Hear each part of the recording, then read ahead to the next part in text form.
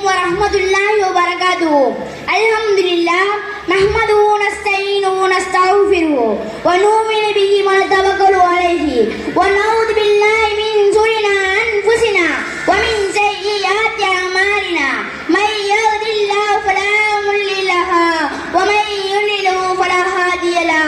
أشهد أن لا إله إلا الله وحده لا شريك له وأشهد أن محمدا عبده ورسوله. أما بعد فقد قال الله تعالى في القرآن الكريم وفي القرآن المجيد فأعوذ بالله من الشيطان الرجيم بسم الله الرحمن الرحيم.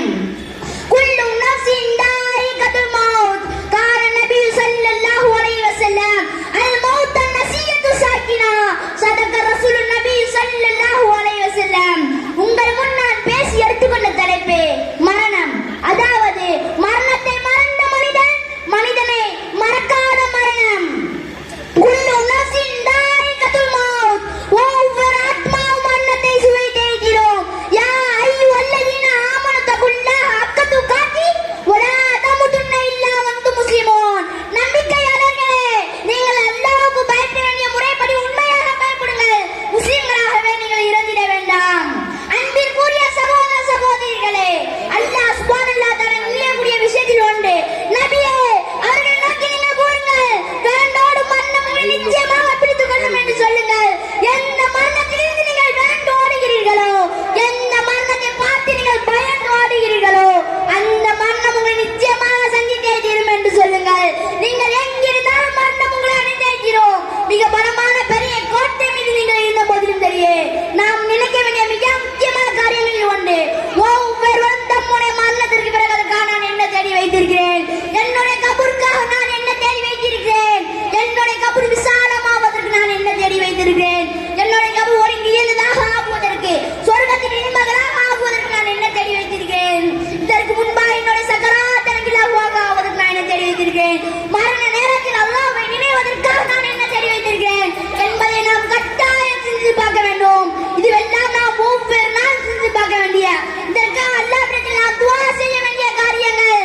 ஆனால் நாம் எத்தகைய மனதில் இருக்கிறோம், இந்த மரணத்தை நாம் மறந்து விடுவோம். இந்த மரணம் நம்மை ஒருபோதும் மறக்காது. நாம் மறந்து விடுவோம். நம்முடைய தந்தை அடக்கம் செய்த அதே நேரத்தில் மரணத்தை மறந்து விடுவோம். தாயை அடக்கம் செய்த அதே நேரத்தில் மரணத்தை மறந்து விடுவோம். மனைவி அடக்கம் செய்த அதே நேரத்தில் மரணத்தை மறந்து விடுவோம். பிள்ளை அடக்கம் செய்த அதே நேரத்தில் மரணத்தை மறந்து விடுவோம். இப்படியாக நம்முடைய உறவுகளை, நம்முடைய நண்பர்களை அடக்கம் செய்கிறோம். ஆனால் அடக்கம் செய்த அதே நேரத்தில் நம்மில் பலருக்கு மரணத்தின் மறதி வந்து விடுகிறது. ஏதோ அவருக்கு தான் மரணம், அவர் மரணித்து விட்டார், நமக்கு மரணம் இல்லை என்ற மனநிலையில் நாம் அந்த இடத்திலிருந்து திரும்பி வருகின்ற நிலையில் இன்று நம்மில் பலருக்கு உள்ளது. மறதி இருக்கதான் செய்யும், மறதி இருக்கதான் செய்யும். மறதியில் மிக மோசமானது மறுமையை மறப்பது, சக்கராத்தை மறப்பது, மௌத்தை மறப்பது, கபரை மறப்பது. அல்லாஹ்வின் தூதர் ரசூல் ஸல்லல்லாஹு அலைஹி வஸல்லம் அவர்கள் கூறிய ஹதீஸ்களை கவனியுங்கள். மறுமை அடையாளங்களில் ஒன்று, திடீர் மரணங்கள் அதிகமாகிடும், வெளிப்படையாக பரவலாக ஆகிடும். நேற்று வரை நம்முடைய உணவளித்துக் கொண்டவர், பேசியவர், பழகியவர் இன்று சந்துக்கிலே செல்வதை பார்க்கிறோம். அவரை சுமந்து சென்றவர் சில தினங்களிலேயே அவரை சுமக்கப்படுவதை பார்க்கிறோம்.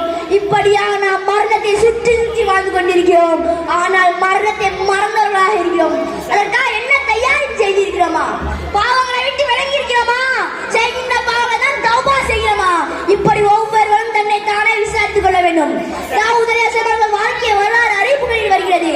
தாவூத் அலைஹிஸ்ஸலாம் அவர்கள் வாழ்க்கை வரலாறு யான் தேர்ந்தெடுத்த செய்தி விடாமல் வழக்க வழிபாட்டில் மிக கவனத்தோடு அந்த திக்ரியிலேயே தொழுகையிலே மூழ்கியிருப்பார். திடீரென்று ஒரு மனிதர் வருகிறார். அப்போ தாவூத் அலைஹிஸ்ஸலாம் கேட்கிறார்கள், நீங்கள் யார் என்று. அவர் சொல்கிறார், நான் தான் மலக்குல் மௌத். தாவூத் அலைஹிஸ்ஸலாம் திகைத்து நிற்கிறார்கள். மலக்குல் மௌத் சொல்கிறார்கள், அனமல்லா யகாபுல் முலூக், மன்னர்கள் கண்டு நான் ஒருபோதும் பயப்பட மாட்டேன். வலா தம்னவு மின்ஹு குசூர், அவர்கள் அரண்மனை என்னை ஒருபோதும் தட்டி நிற்காது. வலா யக்பலு ருசூல், நான் யாரிடமும் லஞ்சமாக மாட்டேன். அப்போது தாவூத் அலைஹிஸ்ஸலாம் சொல்கிறார்கள், அப்படி என்றால் நீங்கள் மலக்குல் மௌத்தாவே தான் இருக்க வேண்டும். ஒவ்வொரு வார்த்தையும் தாவூத் அலைஹிஸ்ஸலாம் அவர்கள் தட்டி செய்து வைத்திருப்பார்கள். மக்களை சந்தித்து நற்செய்தி கூறுவதற்காக, ஆட்சி அதிகாரங்களை நிர்வகிப்பதற்காக, குடும்பத்திற்காக, பிறகு அல்லாஹ்வை வணங்குவதற்காக முற்றிலும் வணக்க வழிபாட்டை தவிர எதையும் செய்ய மாட்டார்கள். அந்த நாளில் அல்லாஹ் தாவூத் அலைஹிஸ்ஸலாம் அவர்கள் அல் குர்ஆனிலே நமக்கு நினைவு கூறுகிறான். وَوَهَبْنَا لِدَاوُودَ سُلَيْمَانَ نِعْمَ الْعَبْدُ தாவூத் சுலைமான மகனாக தந்து புரிந்தோம். அவர் மிக நல்லடியார், மெய்யாகவே ஒவ்வொரு விஷயத்தையும் நல்ல நோக்கி நிற்பார். நல்ல தாவூத் அலைஹிஸ்ஸலாம் அவர்கள் அல் குர்ஆனிலே நமக்கு நிலை கூறுகிறார். அப்போ தாவூத் சொல்கிறார், மலக்குல் மௌத் என்னிடத்தில் வந்து விட்டீரே, இன்னும் அதற்காக நாம் தயாரிப்பு செய்யவில்லையே. அதற்கு மலக்குல் மௌத் சொல்கிறார், தாவூதே உன்னுடைய இன்ன உறவினர் அங்கே, உன்னுடைய இன்ன அண்டை விட்டார் அங்கே, யாரெல்லாம் இறந்து விட்டார்களோ அவர்கள் எல்லாம் நினைவுரிய உன்னுடைய இன்ன உறவினர் அங்கே, உன்னுடைய இன்ன அண்டை விட்டார் என கேட்கிறார். அப்போ தாவூத் அலைஹிஸ்ஸலாம் சொல்கிறார்கள், அவர்கள் எல்லாம் இறந்து விட்டார்கள். உடனே மலக்குல் மௌத் கேட்கிறார், அவர்கள் இறந்ததை நீங்கள் பார்த்தீர்களா? அவர்கள் படிப்பினை உங்களுக்கு இல்லையா? சகோதரர்களே, ஒரு நபியோட நிலைமையே இப்படி இருக்குதுன்னா நம்முடைய நிலைமையை நாம் சிந்தித்து பார்க்க வேண்டும். இந்த உலகம் நிரந்தரமானது என்று நாம் அனைவரும் அறிவோம். நமக்கு கிடைக்கப்பட்ட சொற்பகால வாழ்க்கையை மறுமைக்கான சேமிப்பை செய்தோம் என்றால் இவ்வுலகில் வெற்றி, மறு உலகிலும் வெற்றி. உலக வாழ்வின் மாயங்களில் சிக்கிக்கு நமது வாழ்க்கையை சீரழித்தோம் என்றால் நம்மை விட நஷ்டவாதி மறுமை தெரியாது என்பதை நாம் புரிந்து கொள்வோமாக. ஆமீன் ஆமீன். வாஹி தருவான். அல்ஹம்துலில்லாஹி ரப்பில் ஆலமீன். அஸ்ஸலாமு அலைக்கும்.